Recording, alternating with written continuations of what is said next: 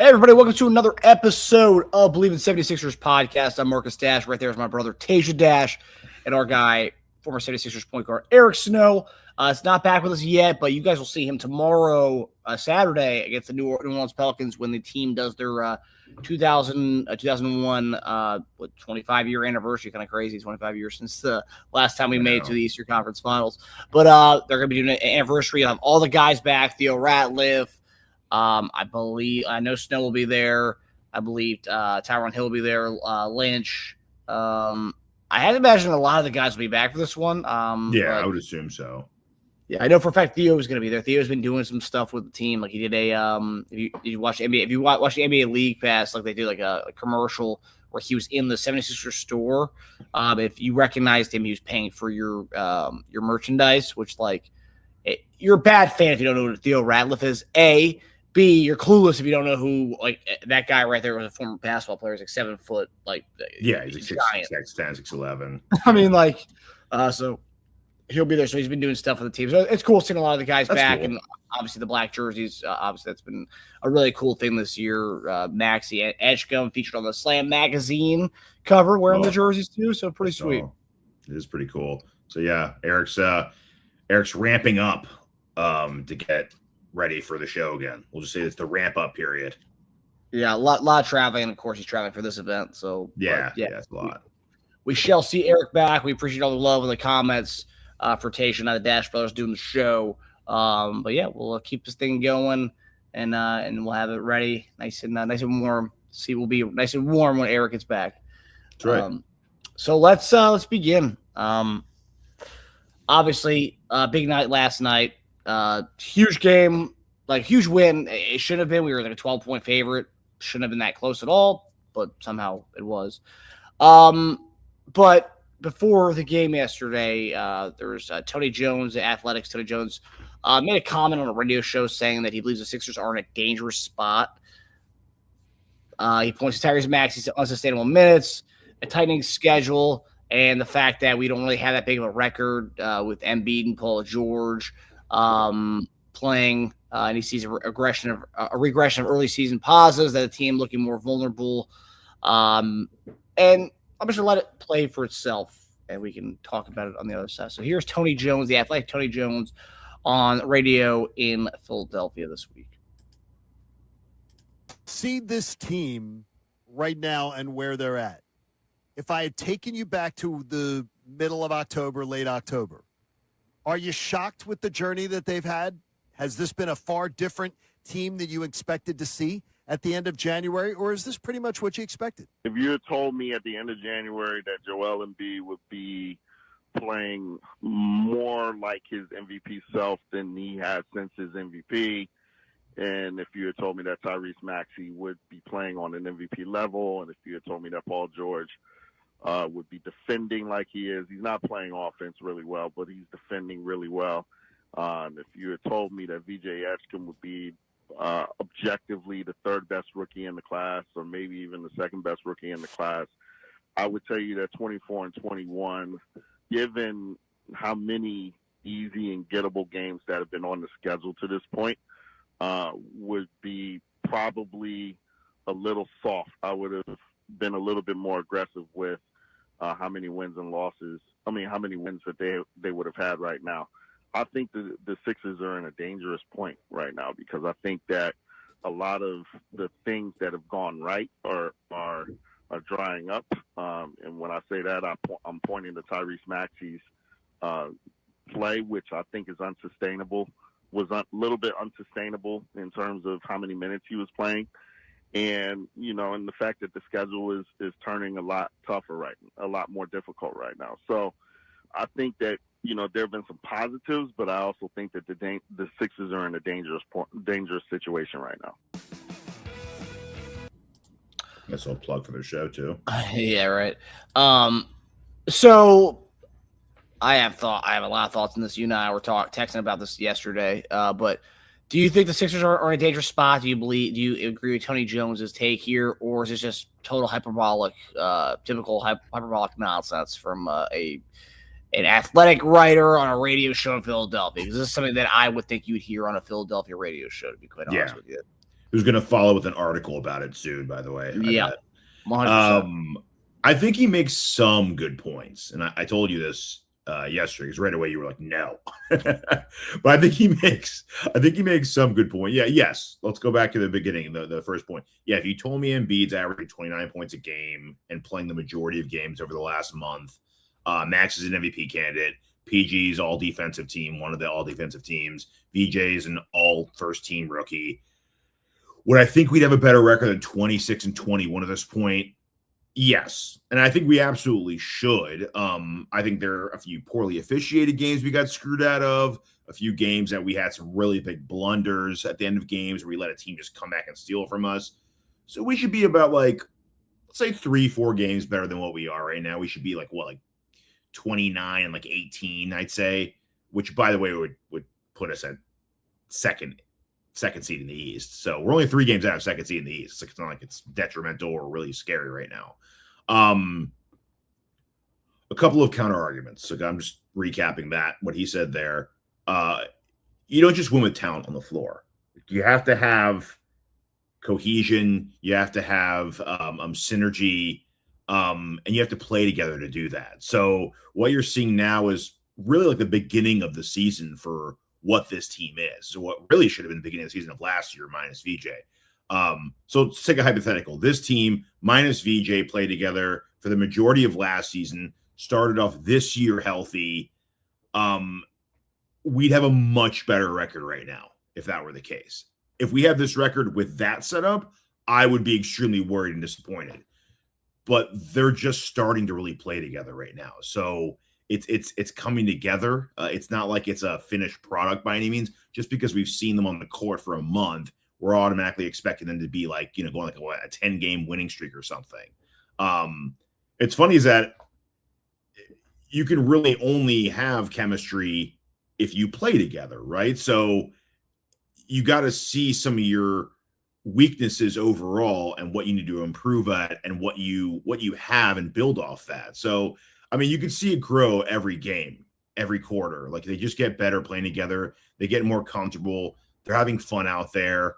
The second counter is, I just touched upon it. Every team has holes and weaknesses, but to spot those, you have to watch them play for a while. You have to plan it out. Either think internally, how are we going to fix those holes and weaknesses? Through scheme, through matchups, tweaks to your lineup, or do we look outside of this, right? So I think we're at that level right now. We finally got to see the team long enough to be all right, what do we actually need? And what is that a byproduct of? Do we need this because we haven't played him enough? Do we need this because those guys are a bad matchup together? Or do we just not have what we need in-house? So all in all, we're 3 games out of the 2 seed. So to be going through that right now and deciding what we need to fill in and what weaknesses we have, it's not a bad spot to be in. So I don't think it's dangerous.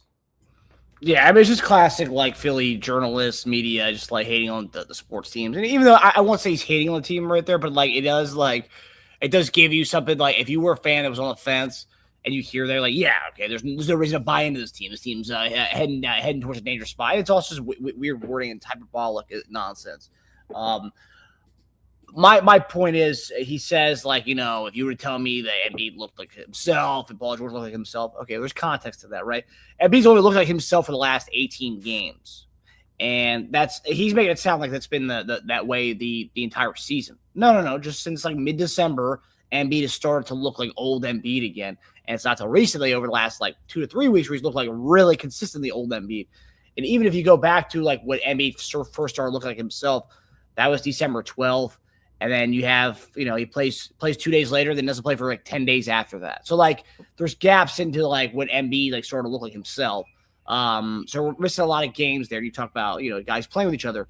It's at the beginning of the season with these guys. Like you mentioned, Paul George doesn't even play that much. So really, we're still getting this cohesion and chemistry wise, which is one of the reasons why when we talk about trades later on, is the reason why we don't want to do trades, because hey, it actually looks good, don't do anything.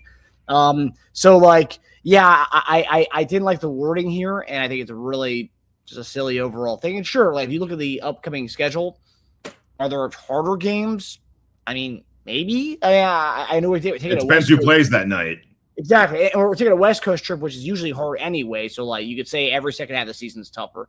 But if you were to tell me, it's not the NFL where you say, "Oh man, we got the Bills in 3 weeks. It's going to be tough." Like, we have no idea who's going to play that night. Like, a guy could be resting his like they're 3 starters against us for all we know, right? Yeah, and if you were to tell me that, like, you know, we were going to play the Knicks and the Boston Celtics with five times in the first half of the season, or 5 or 6 times, and we would only lost. We'd have a winning record against both those teams. I would say you're crazy, especially with having a half Embiid, 50% Embiid, and, you know, Paul George playing half the games as well.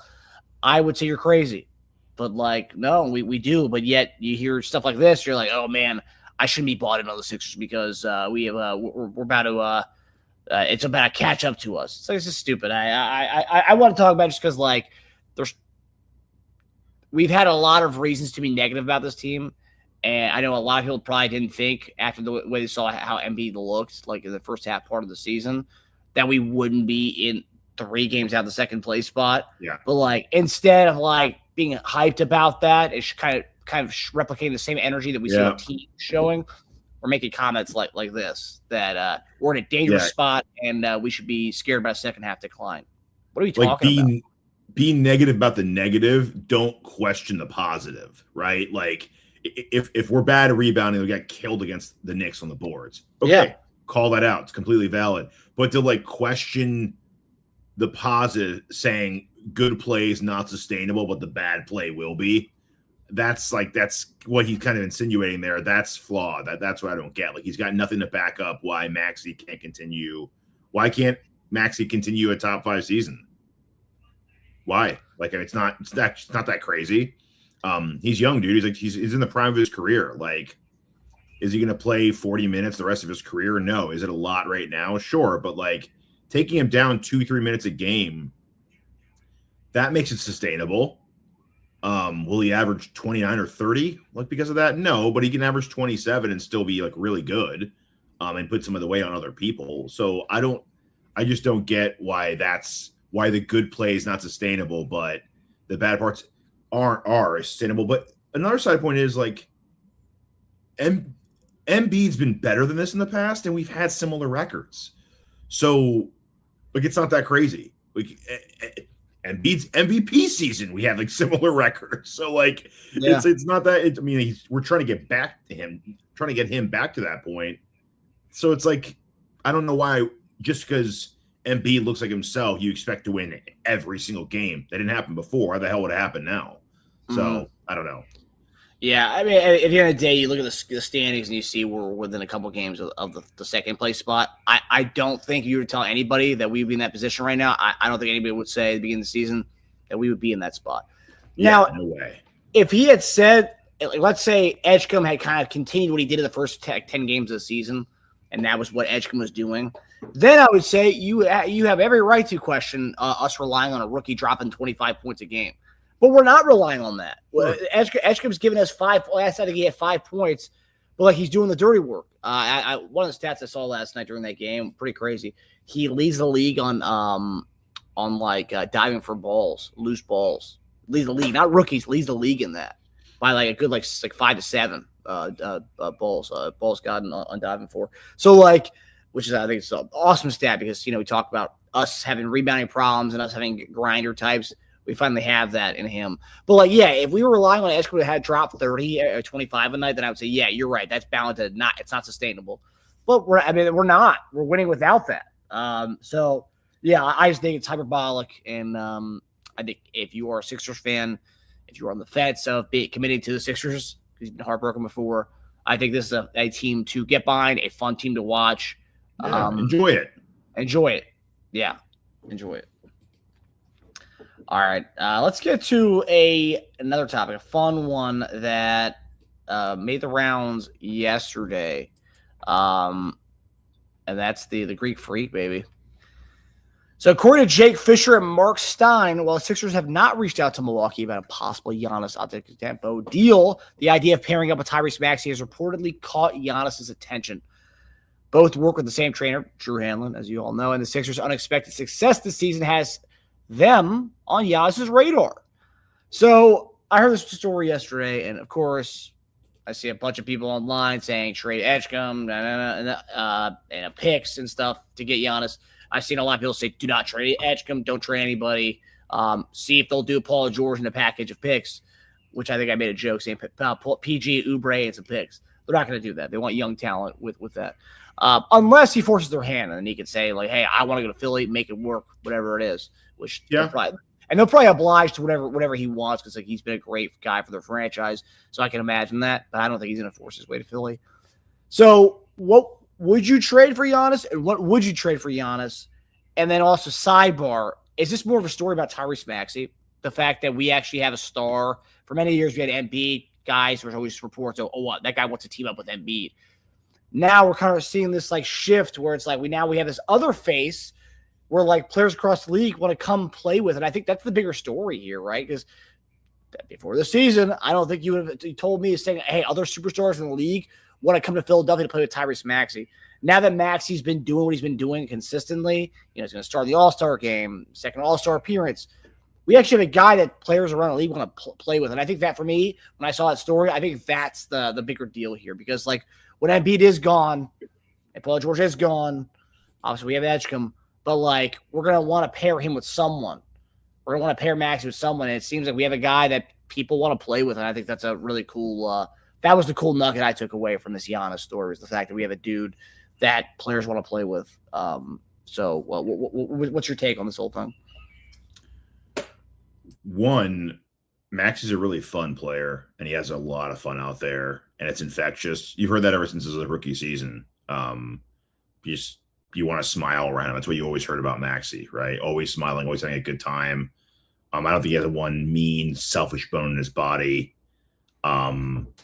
He's third in the league in scoring and almost top 10 in assists. So he's not a ball hog by any means. So you're going to go there and get your shots. Because if you're another scorer, you're looking at the Sixers, you're like, oh man, like Maxey's shooting a ton, he's scoring a ton. So like no one else. Oh, Embiid also had like 40 points that night. Okay. So you could like go there and he could score like 35 and I'll still get like 22 shots at the game.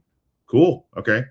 They also have George there who's averaging like 16 and DJ's averaging in the teens. Like, they have a functional offense. It's not just a sideshow. So I see why you want to play with him. I think it's interesting that he's saying he wants to play with Maxey, with that like basically means like trade me for Embiid, by the way. Like not to say Maxey and Embiid, just throw Embiid in there because it means you want to play with both of them. It means like, no, try to get me there for Embiid because I know we wouldn't work. It sounds like fun, but here's the truth. Like Giannis for PG, as most people would love to float out there, how much of a better team would it make us? We would lose our floor spacing. We lose our three-point shooting. Giannis is a good defender, but George is guarding like wings out there. Giannis is not guarding wings at this point. So we would lose defensive versatility. We'd be up in rebounds at least. I would hope so. We have like 2 7-footers playing all the time. It would make Embiid less effective because the floor spacing would be an absolute nightmare. It would be a gigantic transition for the rest of the team to go from PG to Giannis's game. It would slow us down, I think, a lot more free throws, but slower because PG is pretty passive. Like he doesn't need the ball in his hands. You get rid of PG and have a guy that wants the ball in his hands as much as Embiid and Maxey. Like one of those three every game would have like a subpar game, guaranteed. Like you couldn't have each one of those guys scoring 28. It just wouldn't happen. If that did happen, no one else would score on our team. Like the way our bench looked against Sacramento would be like the rest of the team around those three guys.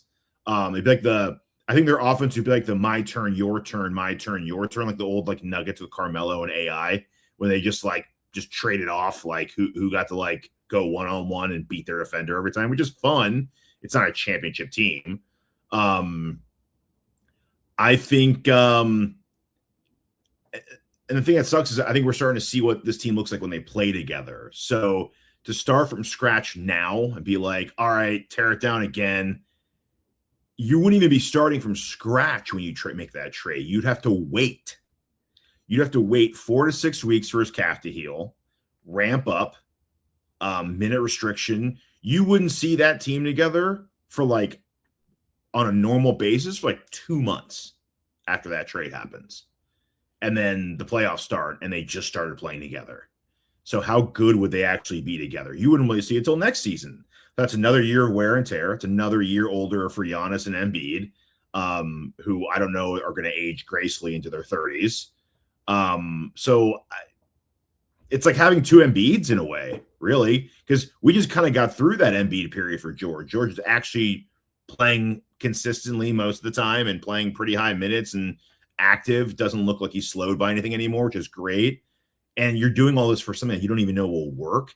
I think if Embiid and Giannis were in their mid to late 20s, like 27, 28, I think you could do this.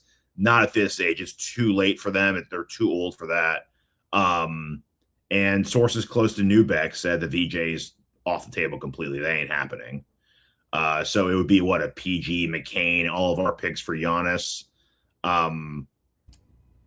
It would go our depth. It would go our depth, and the sad truth is your best actual team option would be to do that trade instead of PG for Embiid.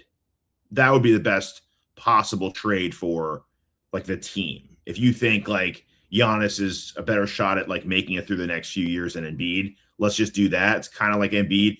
It's not a lot of transition for this team, right? Because you kind of run similar offense the same way. It's not that much different.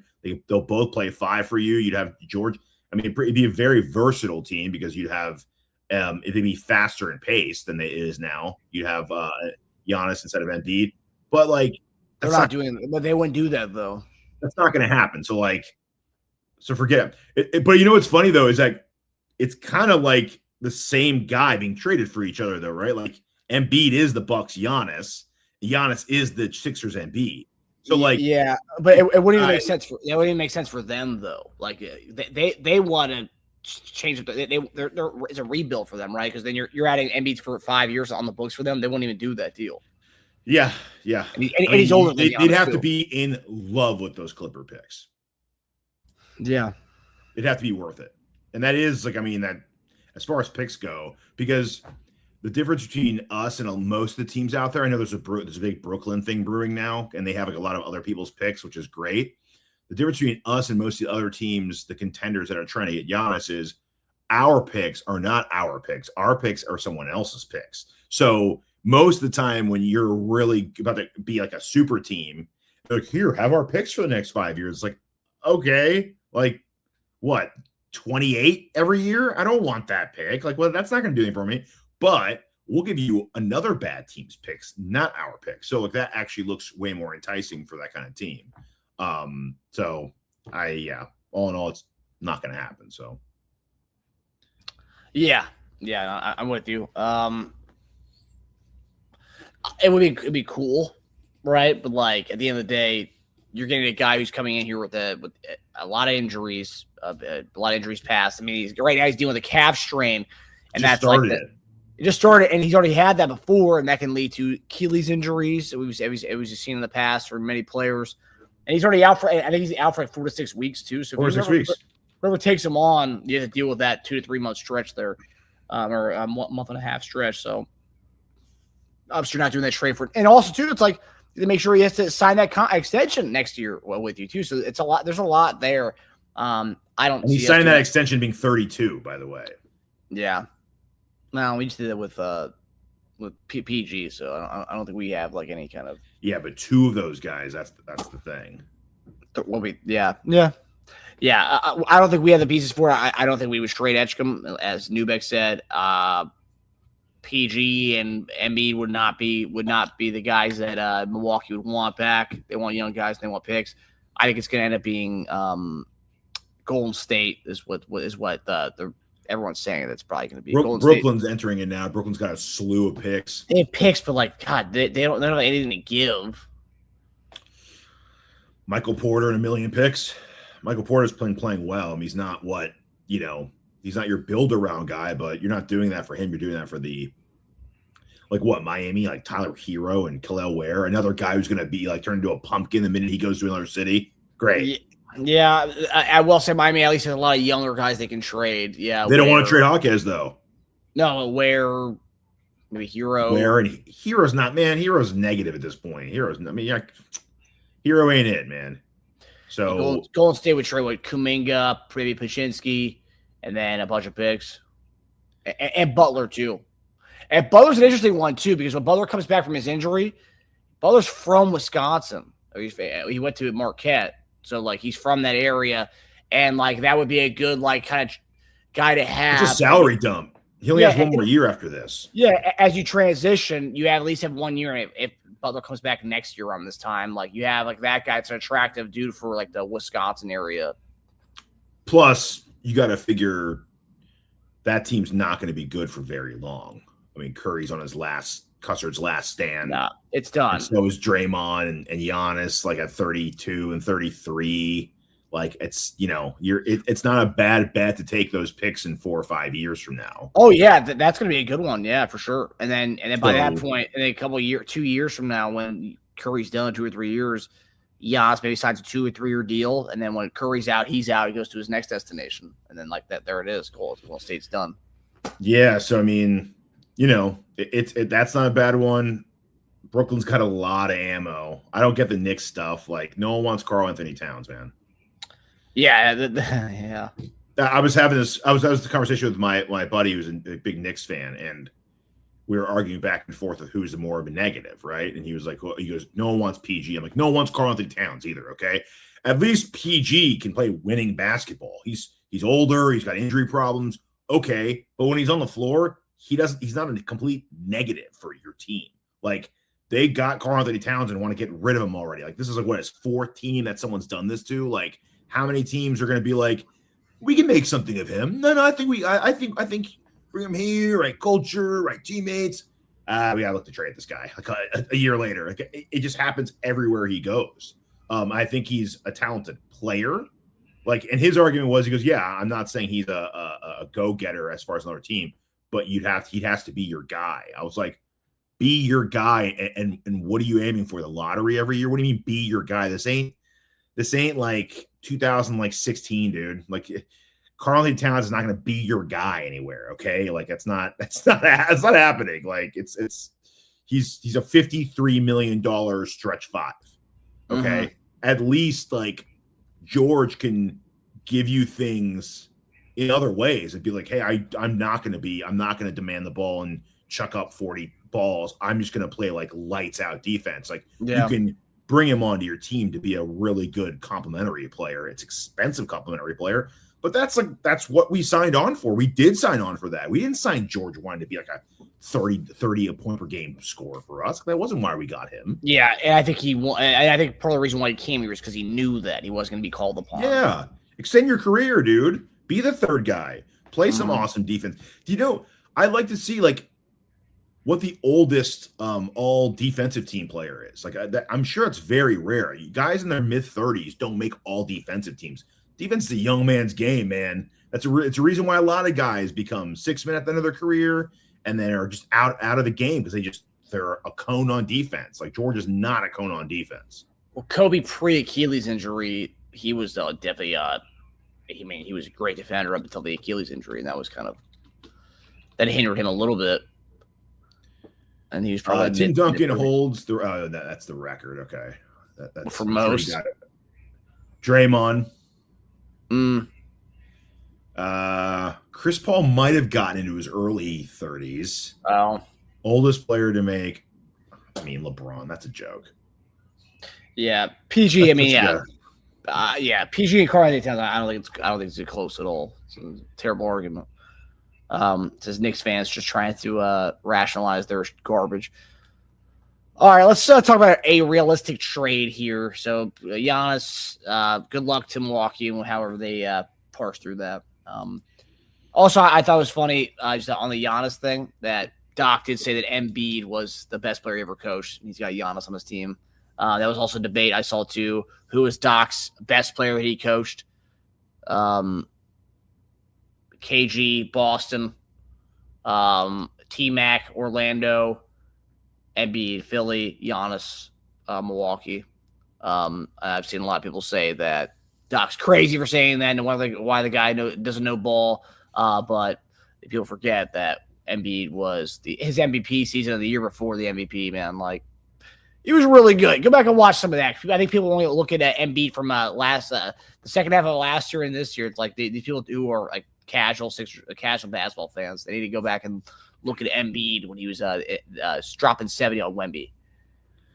Yeah, the most insulting ones for that, it wouldn't be KG because KG wasn't the downside of his career. T-Mac was just ascending. So he wasn't the guy yet. Yeah, he was still ascending, but I mean, I guess it's harder to swallow if you're about to become the guy because you're showing flashes of that.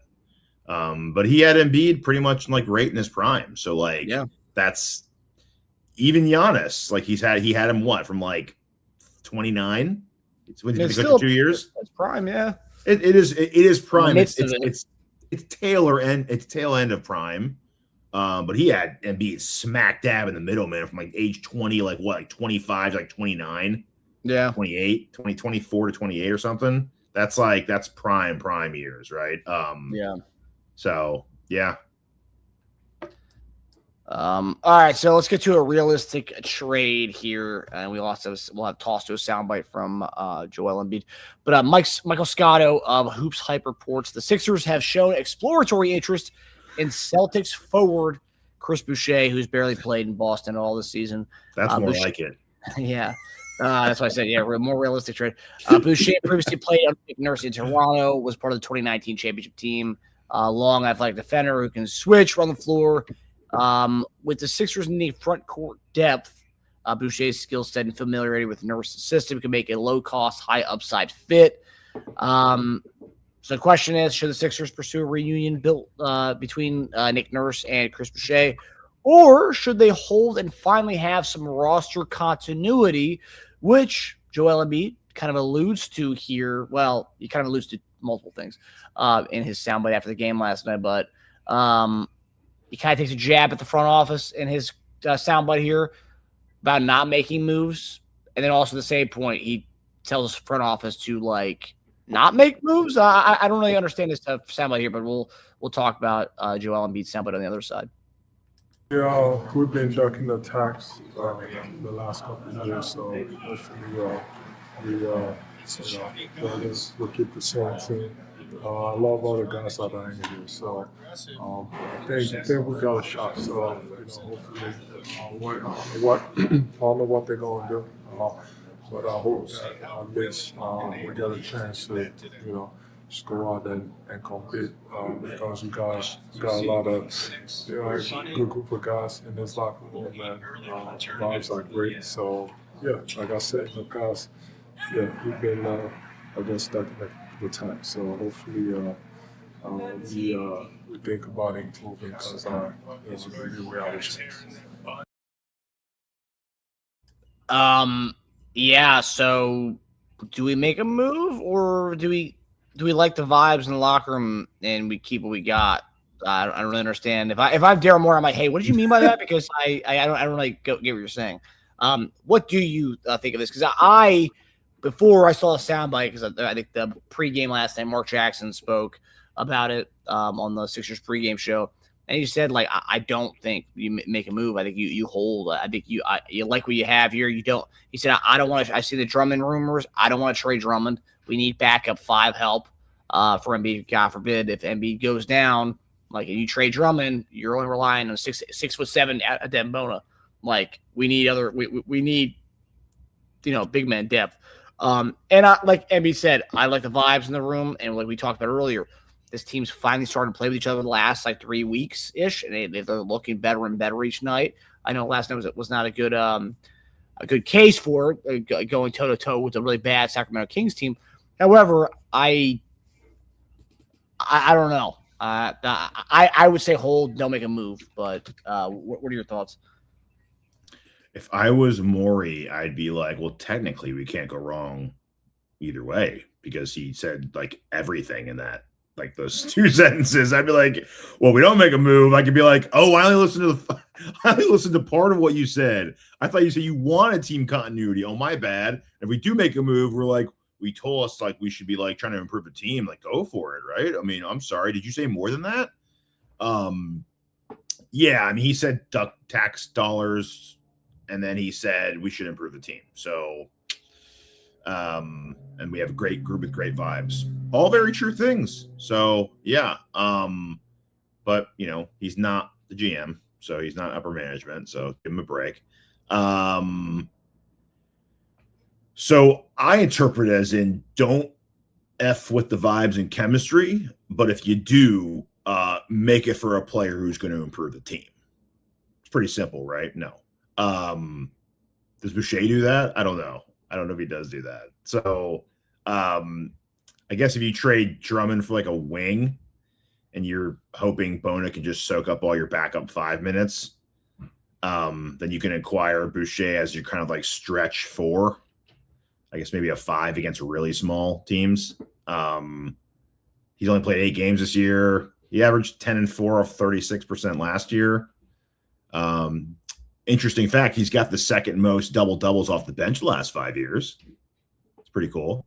But oh yeah, let's trade for the guy based on that stat alone. You know who's 4th on the list? Montrezl Harrell. So it goes to show you can't just go off that stat to get your bench 4. Okay. I think something can get done. I do like a big off the bench if Drummond's dealt. I know we talked about Kongwu. I talked about Smith from Chicago. I think those would be like the better moves you can make. It would take some firepower to get that. Side note, Drummond is 16th overall rebounds per game, playing 19 minutes a game. 2nd in rebounds per 36. I think the center positions in a way in pretty good shape because you have Embiid, who's your home run hitter. But then when he's out or if he's out, you have like the traditional big rebounder, right? And then you have more like the athletic big for the smaller centers out there in Bona. So I think that works as a backup. I think you kind of do. I don't think you're ever going to get one great backup big for Embiid to be Embiid. It's just not going to happen. So you need kind of what we have now, which is like a combination of like 2 guys to be Embiid together, right? You need like kind of the athletic smaller guy for lobs, and you need like Drummond who can be kind of like a house down there and grab rebounds.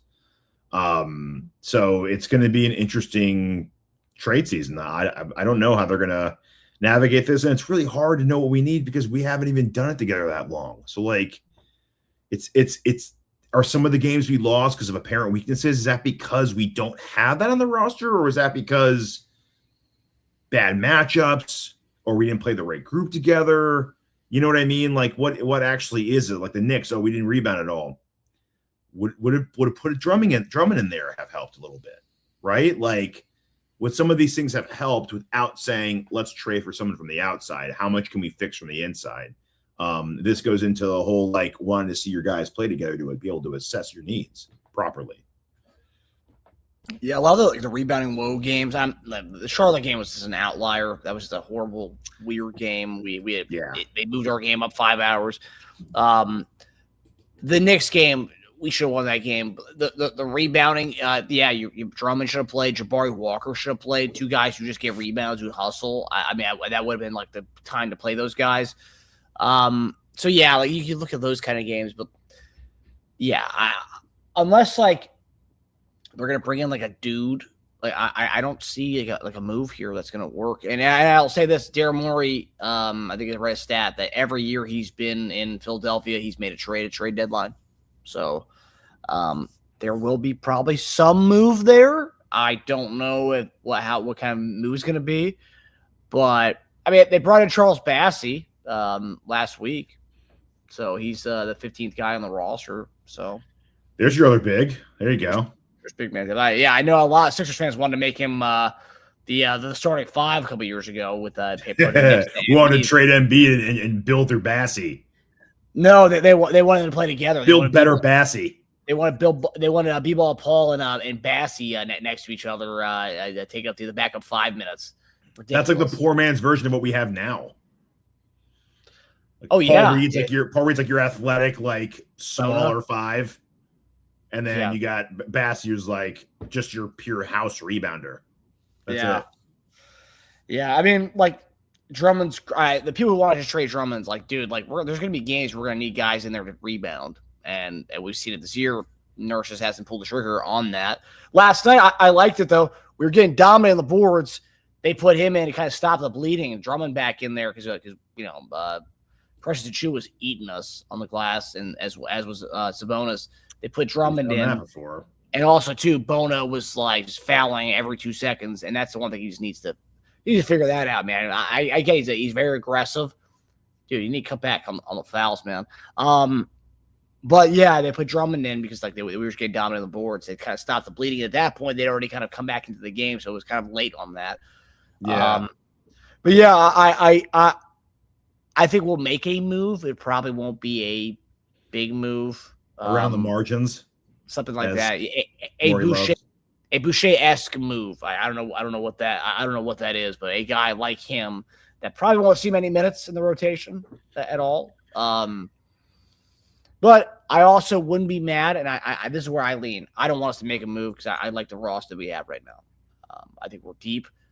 I think we have the guys in room. We have the rebounders. We have the wings. We have the guard depth. I like where we are. Yeah, can we improve off a backup 5 for Embiid? Sure, but like the way it's constructed right now, I have no problems with the team right now. It's funny you don't want to make a move because of the product on the floor. Most people don't want to make a real move because they don't want to get rid of any of those coveted picks that we have. That's the reason why most people don't want to make a real move for some of these guys, because you could get some of these guys that you dream of. You could. Okongwu's of the world, Smith from Chicago. They're gettable. Like, you have the ammo to do it. Do you want to do it for that? Is that like worth it? Is that a piece that's worth it? That's the question, right? Like, how good are they going to make you, and how many minutes is Smith going to play with us in order to be worth that? Do you think that's the front office and more? If you had to guess, Morey's holding that for like off season. For what's the question? Like, I don't even know. Like, what is to see how the Quinn and Grimes stuff materializes, and if that doesn't pan out well, then you make a move with those picks that you have. I guess I would say Grimes is one of the guys if you really want to pull a trigger on, like, we talked about like young assets. I mean, if you're a team, you're like, hey, McCain, Grimes, and a couple picks. That's pretty good. That cuts our guard depth, though. No, it totally does. But McCain and Grimes, if you did that, if you're trying to get like a big fish, it's better than a lot of the deals out there. They're on the cheaper side. They're young. You throw like a couple of Clippers picks in there. Like, I would assume all you need to do is salary match, and you can get a lot of guys with that. Do you want to do that? What are you getting? Like, what is it? I don't know. I think this team's playing really well. I think Embiid has a point there. There is something missed, but I don't exactly. We can speculate on rebounding and big and backup minutes and a true 4 without losing like flexibility, which we talked about Smith having that, right? He can guard like smaller guys. He's agile enough. But do you cash in for that? Do we know enough, really? Like, this team's only played together for like a month, man. Do you think it's on the table that Grimes goes in a deal? I don't think it's on the table. There's no guarantees on sign with us in the offseason. No, not at all. I mean, so yeah, it's on. A lot of things are on the table, I think. Yeah, I mean, he does play a lot of minutes, a lot of key minutes too. So I've seen him play in crunch time a lot. So yeah, I don't know. It's going to be an interesting little time here. McCain's starting to look like his old self again over the last few games, so that's also a nice bright spot. Yeah, that's the only plus to that Charlotte game, was pretty much like him having a pulse again.